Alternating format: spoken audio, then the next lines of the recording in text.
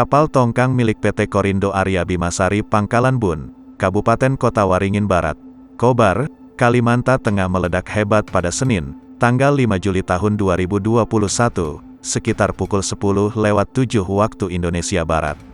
1 orang dilaporkan tewas. Ledakan hebat terjadi di sekitar Sungai Arut di sekitar dermaga perusahaan PT Korindo Arya Bimasari di Kelurahan Mendawai RT 11 Kabupaten Kota Waringin Barat, Kobar.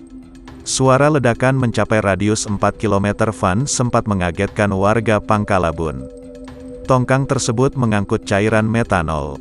Dalam rekaman CCTV yang beredar, kapal tongkang meledak dengan keras sehingga menyebabkan sejumlah material tongkang berterbangan ke udara.